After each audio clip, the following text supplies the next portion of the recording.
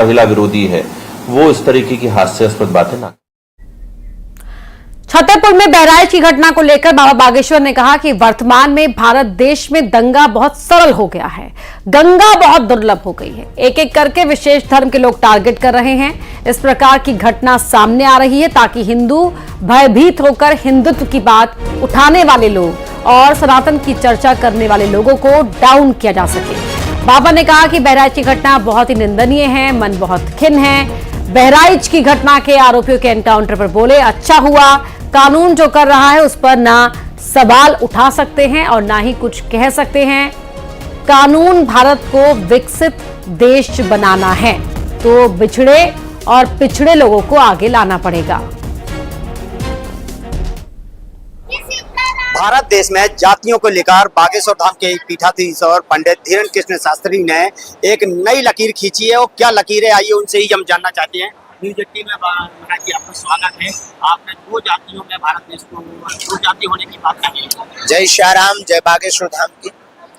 भारत हमारा अद्भुत देश है, इसमें कोई संदेह नहीं। इस देश में विभिन्नता में एकता का संकल्प और संदेश ही इस देश को खूबसूरत बनाता है।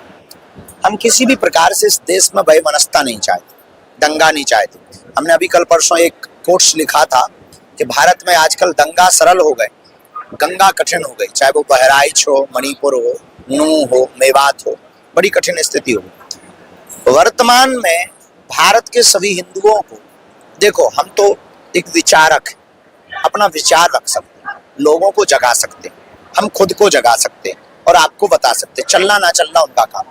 और वर्तमान में भारत सरकार को और भारत के लोगों को विभिन्न जातियों में बंटने की वजह सरकार को दो जातियां बनानी चाहिए, एक अमीर एक गरीब, ताकि भारत हमारा संपूर्ण विकासशील देश हो जाए, विकसित देश हो जाए। और विकसित देश के साथ साधन संपन्न हो, और वो तभी संभव है जब दो जातियां हों, एक गरीब एक अमीर। कुछ परिस्थितियां ऐसी बन रही कि गरीब गरीब होता जा रहा है, अमीर अमीर होता जा रहा है। अब इस पर बहस छेड़ेंगे तो बहुत लोग चर्चा करेंगे, उल्टा सीधा मुंह चलाएंगे, बाबा ज्ञान फैल रहा है, मीडिया पे आने के लिए ऐसे बयान दे रहा। हमारा उद्देश्य सिर्फ जगाना, हमारा उद्देश्य राह बताना। हम खुद भी चल रहे हैं और अपने से जुड़े हुए लोगों को चलाने का प्रयत्न कर रहे हैं। हिंदू एकता के लिए भी आप एक पदयात्रा निकालने का क्या संदेश है इसके पीछे? देश में वर्तमान में हिंदुओं पर जो अत्याचार हो रहा है वो बड़ी सोचनीय है। चाहे वो जितनी भी घटनाएं, चाहे वो अभी बहराइच वाली घटना हो, बहुत कठिन स्थिति। हिंदू बट रहा, एक एक करके निपट रहा। इसलिए हिंदुओं को बांटने से बचाने के लिए किसी ना किसी को तो जमीनों पर, सड़कों पर लोगों के दिलों में पहुंचना पड़े। हवाई जहाज और फॉर्च्यूनर से धर्म नहीं बचना। तो हमने प्रण लिया कि अब हम बिछड़े और पिछड़े लोगों को गले लगाने के लिए पदयात्रा करें। 21 नवंबर से 29 नवंबर तक 160 किलोमीटर की 9 दिन की पदयात्रा है, जिसमें अनेक गांवों के लोग बिछड़े और पिछड़े लोगों को मिलकर हिंदू एकता का संकल्प पूरे भारत के कोने कोने तक पहुंचने का भाव रखेंगे और जात पात, ऊंच नीच, भेदभाव, छुआछूत को कम करने के लिए हिंदुओं को जगाएंगे। बहराइच में एक जो मुस्लिम द्वारा गोली मार का हत्या अब वहां की यथास्थिति क्या थी उस पर तो नहीं कह सकते, पर घटना जो भी है उस पर देखने के बाद ये कह सकते हैं कि कोई भी अपराध हो उसका दंड मृत्यु नहीं हो सकता। इतना तो निंदनीय कोई अपराध होगा। और इस प्रकार से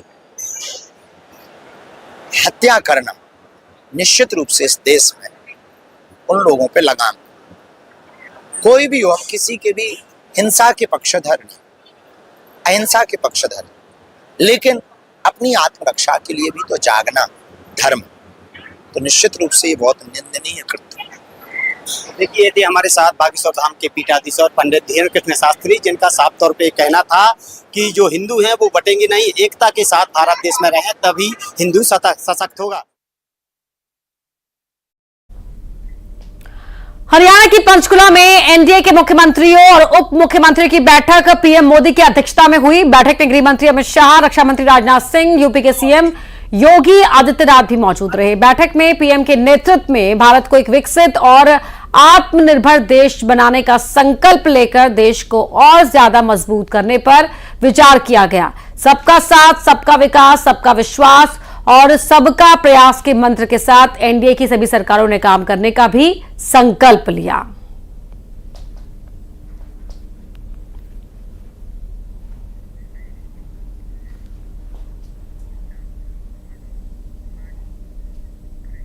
यहां रुकेंगे एक छोटे से ब्रेक के लिए।